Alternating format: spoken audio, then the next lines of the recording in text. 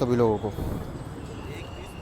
आज मैं आप लोगों के लिए एक ऐसी चीज़ लेकर के आया हूँ जिसमें आपको ना किसी मंत्र की ज़रूरत पड़ेगी, ना किसी तंत्र की ज़रूरत पड़ेगी, और ना ही किसी साधना विधि की ज़रूरत पड़ेगी।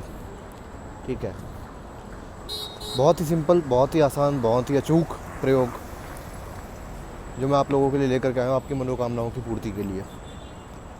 तो आप लोग ये फ़ोटो देख रहे होंगे इस समय स्क्रीन पे, दान पेटी की फ़ोटो लगी है। तो ये दान पेटी का प्रयोग है। ठीक है, दान पेटी का जो वास्तविक रहस्य है, आज उस रहस्य के साथ मैं हाजिर हुआ हूँ और लेकर के आया हूँ आप लोगों के लिए एक ऐसी चीज़ जिससे कि आप लोग बिना किसी मेहनत के अपनी इच्छाओं को पूरी कर सकते हैं, केवल उन इच्छाओं को जो सात्विक हैं, क्योंकि इस दान पेटी का रहस्य जो है सीधा भगवान से जुड़ा हुआ है। तो आप लोगों ने सबने मंदिर में लगी हुई दान पेटी देखी है, आप लोग उसके अंदर चढ़ावा चढ़ाते हैं, दान दक्षिणा देते हैं, लेकिन क्या आप लोगों को इसका वास्तविक उद्देश्य पता है कि दान पेटी का वास्तविक उद्देश्य क्या था? नहीं पता होगा, क्योंकि किसी ने देखा भी होगा तो किसी ने सुना भी नहीं होगा इसके बारे में, ना ही कोई जानना चाहता इनके बारे में। ठीक है, दान पेटी का जो रहस्य है, सबसे पहले बात करेंगे इसकी। जिस समय विश्वनाथ ज्योतिर्लिंग की स्थापना हुई थी, उस समय पे वहाँ पे भगवान भोलेनाथ के भक्तों ने उनसे एक बात पूछी कि प्रभु, आप अपने इस ज्योतिर्लिंग के साथ में क्या चीज़ चाहते हैं जो हम लोग रखें?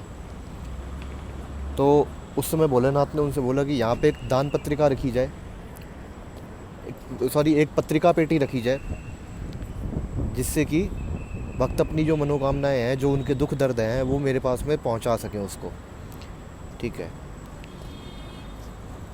कि आप लोगों के जो भक्तों के, जो भोलेनाथ के जो भक्त हैं या फिर किसी भी देवी देवता के जो भक्त हैं, वो अपनी मनोकामनाएं, अपनी दुख दर्द, जो भी उनको तकलीफ़ है, वो भगवान तक पहुंचा पाए। ये इस कारण से हर एक मंदिर में दान पत्रिका रखी रहती थी। लेकिन उस दान पत्रिका को लोगों ने प्रयोग किया आज की डेट में अपने फ़ायदे के लिए।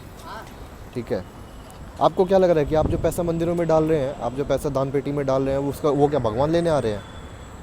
नहीं, मंदिरों में जो दान पेटी रखी रहती है वो इसलिए रखी रहती है कि ताकि आप अपने दुख दर्द भगवान तक पहुंचा सकें, आप अपनी मनोकामनाएं भगवान तक पहुंचा सकें। तो दान पेटी का जो वास्तविक उद्देश्य था वो ये नहीं था कि उसमें आप चढ़ावा दें भगवान को आपके पैसे की ज़रूरत नहीं है। ठीक है ना, आप लोगों के लिए जो प्रयोग था, हाँ अब मैं बात करता हूँ प्रयोग की। आप लोग एक कागज़ लीजिए, सफ़ेद कागज़, और उस कागज़ पे अपनी मनोकामनाएं लिखिए, जो भी आपकी मनोकामना है कि मेरे को ये मिले, ये मिले। ठीक है, उसको लिखिए। उसके नीचे अपना नाम, अपने पिता का नाम, अपना गोत्र, अपना वर्ण, ये 4 चीज़ें लिख करके आप उस दान पेटी में डाल दीजिए, और एक निश्चित समय वहाँ पे लिख दीजिए कि इतने समय में मेरी ये मनोकामना पूरी हो जाए। और उसके साथ में अपना वचन लिखिए वहाँ पे कि अगर मेरी ये मनोकामना पूरी हो जाती है तो मैं गरीबों के लिए कुछ करूँगा, या फिर मैं जो भी आप कर सके अपने सामर्थ्य अनुसार, वो आप उस दान पत्रिका, उसमें चिट्ठी में लिख दीजिए। और लिख करके उसे अपने घर के पास में जो भी मंदिर आपके होगा वहाँ पे आप उसे डालाइए। और निश्चित तौर पे अगर आपकी वो मनोकामना सही है, अगर आपकी वो मनोकामना धर्म विरुद्ध नहीं है, तो आपकी मनोकामना अवश्य पूरी होगी। ये मेरा देखा हुआ अनुभव है। ठीक है ना, तो इस चीज़ को करिए आप लोग और फ़ायदा उठाइए इस चीज़ का, क्योंकि तंत्र मंत्र तो बहुत सीख लेंगे यार आप लोग, लेकिन जो चीज़ें हमारे धर्म में आदिकाल से हैं, जो हमारे धर्म में जो चीज़ें आदिकाल से उपस्थित हैं, पहले वो तो समझ लीजिए। गुप्त ज्ञान तो बाद में मिलेगा, पहले प्रत्यक्ष ज्ञान को धारण करिए। ठीक है, तो आज की इस वीडियो में केवल इतना ही, और बाकी फिर आप लोगों से अगली वीडियो में दोबारा जल्दी मुलाकात होगी। अगली वीडियो में मैं आपको बताऊंगा हनुमान जी के बारे में, कि दिन का वो कौन सा समय है जिस समय पे भगवान हनुमान हर एक मूर्ति में उपस्थित रहते हैं, चाहे वो मूर्ति मंदिर की हो, चाहे वो मूर्ति सिद्ध मंदिर की हो, चाहे वो मूर्ति सामान्य मंदिर की हो, चाहे वो घर में स्थापित हनुमान जी की मूर्ति हो। वो कौन सा समय है जिस समय पे आकर के भगवान हनुमान उस समय मूर्ति में स्वयं विराजित होते हैं, और आप उस समय उनको देख भी सकते हैं वहाँ पे।